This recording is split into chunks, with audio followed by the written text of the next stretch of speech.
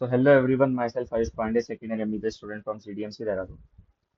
इस वीडियो में मैं एक टॉपिक पढ़ाने वाला हूँ जिसका नाम है इम्यूनिटी।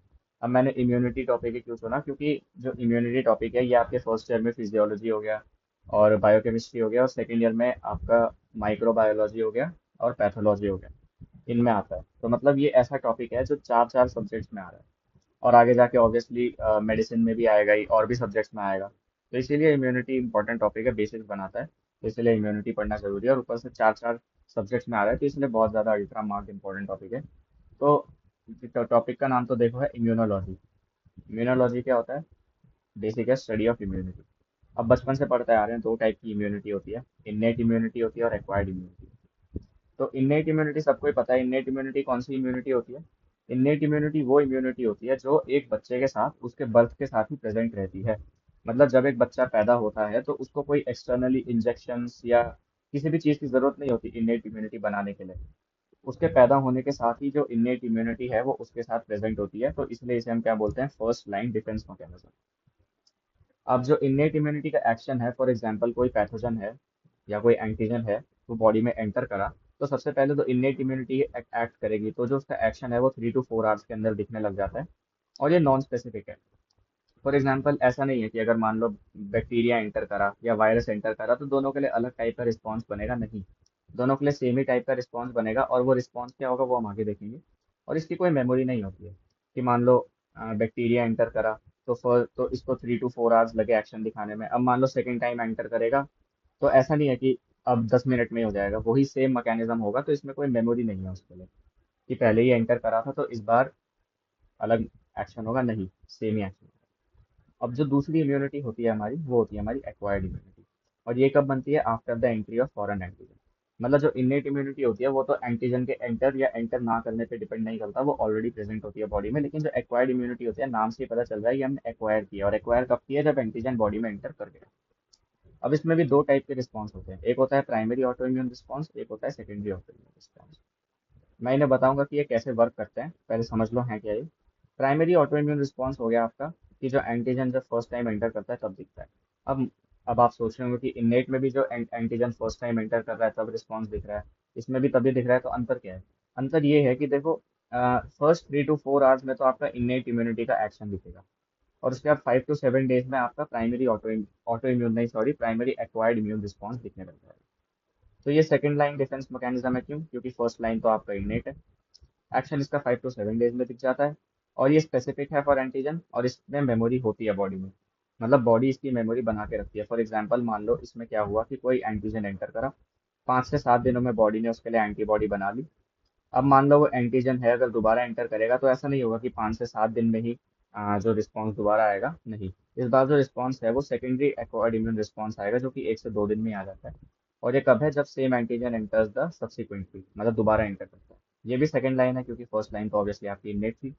इसमें 1 to 2 डेज में एक्शन दिख जाता है, और ये भी स्पेसिफिक है। अब समझो ये वर्क कैसे करता है। फॉर एग्जाम्पल कोई एंटीजन है, वो फर्स्ट टाइम आपकी बॉडी में एंटर करता है, तो सबसे पहले तो इन्नेट इम्यूनिटी अपना रिस्पॉन्स दिखाएगी 3 to 4 आवर्स में। अब ऑब्वियसली इन्नेट इम्यूनिटी इनफ होती नहीं है किसी एंटीजन को मारने के लिए, फिर आपका जो है एक्वायर्ड इम्यूनिटी का आपका प्राइमरी रिस्पॉन्स स्टार्ट हो जाएगा, जो कि 5 से 7 दिन में दिखेगा। अब इसके बाद क्या हुआ? आपकी बॉडी ने एंटीबॉडीज बना ली इस एंटीजन के अगेंस्ट। अब मान लो ये एंटीजन सेकेंड टाइम एंटर किया, तो ये जो एंटीबॉडीज हैं ये ऑलरेडी मेमोरी में प्रेजेंट है बॉडी में, तो ये डायरेक्टली इसे अटैक करेंगी, और ना कि ये पूरी प्रोसेस दोबारा होगी, नहीं। अब डायरेक्टली यही होगा, तो इसलिए इसमें 1 से 2 दिन ही लगेंगे।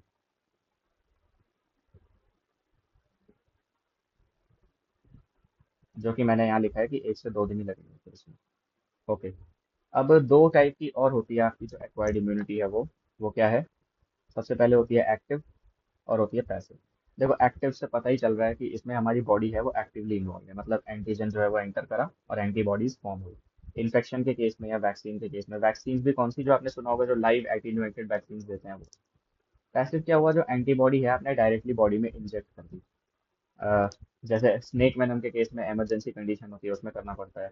या फिर जैसे आपने सुना होगा जो मदर का जो जब बेबी बॉर्न होता है, तो जो शुरू के कुछ टाइम के लिए जो मदर का मिल्क आता है जो कि थोड़ा येलोइश कलर का होता है, जिसे हम कोलोस्ट्रम बोलते हैं, वो बेबी के लिए बहुत इंपॉर्टेंट होता है। क्यों? क्योंकि उसमें प्री फॉर्म्ड एंटीबॉडीज होती हैं। जो कि बेबी को इम्यूनिटी प्रोवाइड करती है।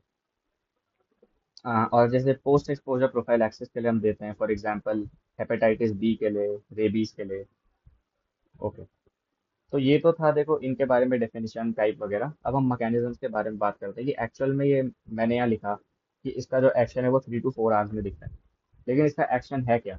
तो वो एक्शन हम इससे समझेंगे, मैकेनिज्म ऑफ इन्नेट इम्यूनिटी से। तो देखो एंटीजन जो है वो आपके बॉडी में एंटर करने के साथ ही वो जाएगा होस्ट सेल रिसेप्टर पे। अब होस्ट सेल रिसेप्टर आपके कौन कौन से होते हैं, उन्हें हम बोलते हैं PRR, that is pattern recognition receptor. इनका काम क्या होता है, इस एंटीजन को अंडरस्टैंड करना। और ये पैटर्न रिकॉग्निशन रिसेप्टर्स जो होते हैं आपके 4 टाइप के होते हैं: toll like receptor, NOD like receptor, RIG like receptor, C type lectin receptor. ये 4 होते हैं। तो होस्ट सेल रिसेप्टर पे गया। अब उससे क्या हुआ, इन चारों पे मतलब वो जो एंटीजन है वो गया, उन्होंने इसको अंडरस्टैंड किया और उससे क्या हुआ, होस्ट सेल एक्टिवेट हो गया। अब जब होस्ट सेल एक्टिवेट होगा तो वो आगे जाके करेगा क्या? वो एक्टिवेट करेगा आपके मैक्रोफेज को। मैक्रोफेज का काम क्या होता है, फैगोसाइटोसिस। तो वो फैगोसाइटोसिस कर लेगा इस एंटीजन का।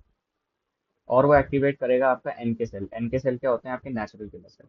नेचुरल किलर सेल आपके क्या रिलीज करेंगे परफोरिन एंड ग्रेन्जाइम्स।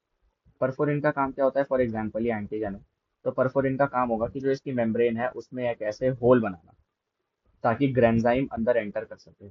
और ग्रेन्जाइम फिर क्या करेगा, इस एंटीजन को पूरा डिस्ट्रॉय कर देगा अंदर से, इस एंटीजन का लाइसिस कर देगा। तो एंटी सेल ने परफोरिन ग्रेन्जाइम रिलीज किया। और क्या होता है, साइटोकाइंस भी रिलीज होते हैं। साइटोकाइन रिलीज होंगे, इंटरल्यूकिन 1, 6, टीएनएफ अल्फा। जिसमें से अभी के लिए आप बस याद रखो कि जो इंटरल्यूकिन 1 है वो फीवर के लिए रिस्पॉन्सिबल होता है, इसलिए फीवर आता है। और क्या रिलीज होगा, अक्यूट फेज रिएक्टेंट्स भी रिलीज होंगे।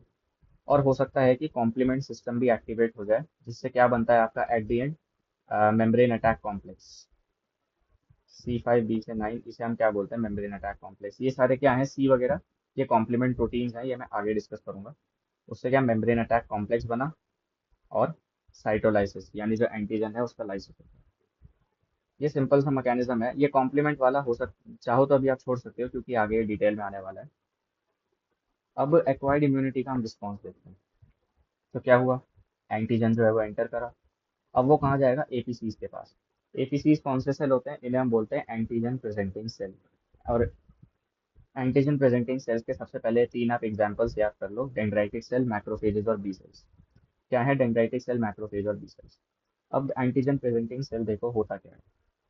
हम सबको पता है कि जो हमारी बॉडी में टी सेल्स होते हैं, they are involve in killing of the antigen. तो जो एंटीजन प्रेजेंटिंग सेल होगा ये ऑब्वियसली उस एंटीजन को इनके सामने प्रेजेंट करेगा कि भाई ये है जिसे मारना। ओके, तो जो एंटीजन प्रेजेंटिंग सेल है, एक और बात समझ लो, जो एंटीजन प्रेजेंटिंग सेल है उसके सरफेस पे एक मॉलिक्यूल या केमिकल होता है जिसे हम बोलते हैं एमएचसी। एमएचसी होता है आपका मेजर हिस्टो कंपैटिबिलिटी कॉम्प्लेक्स। इसी से जो आपका एंटीजन है वो बाइंड करता है, किससे, मेजर हिस्टो कंपैटिबिलिटी कॉम्प्लेक्स। इसका काम क्या होता है, यही जो है वो एंटीजन से बाइंड कर रहा है, और इसी पे डिपेंड करता है कि जो आपका एंटीजन प्रेजेंटिंग सेल है वो कौन से टी सेल पे जो है उसे प्रेजेंट करेगा, CD8 टी सेल पे या CD4 टी सेल पे। अब देखो, इसे सिंपल याद रखो, जो MHC1 है वो CD8 टी सेल पे प्रेजेंट करेगा, जो MHC2 है वो CD4 टी सेल पे प्रेजेंट करेगा। ठीक है, 1 वाला 8 पे, 2 वाला 4 पे। 8 × 1 8 हो गया, 2 × 4 8 हो गया। सिंपल मान लो लास्ट में 8 आना है, तो 8 × 1 8, 4 × 2 8। तो 1 वाला 8 पे और 2 वाला 4 पे प्रेजेंट करेगा। कैसे प्रेजेंट करेगा, इनके पास क्या होते हैं, टी सेल रिसेप्टर होते हैं। क्या होते हैं इनके पास, टी सेल रिसेप्टर। ठीक है, फॉर एग्जाम्पल MHC1 पे वो बाइंड करा और वो CD8 टी सेल पे गया। अब CD8 टी सेल आपका क्या करेगा, CD8 टी सेल आपका CD मतलब जो CD8 टी सेल है वो एक्टिवेट हो जाएंगे। एक्टिवेट होने के बाद वो आपका परफोरिन ग्रेन्जाइम रिलीज करेंगे, जिससे क्या होगा, साइटोलिसिस और एंटीजन का लाइसिस होगा। और इसे हम क्या बोलते हैं, सेल मीडिएटेड इम्यूनिटी बोलते हैं। इसे ही हम क्या बोलते हैं, इसे ही हम बोलते हैं सेल मीडिएटेड इम्यूनिटी। और क्या होते हैं आपके,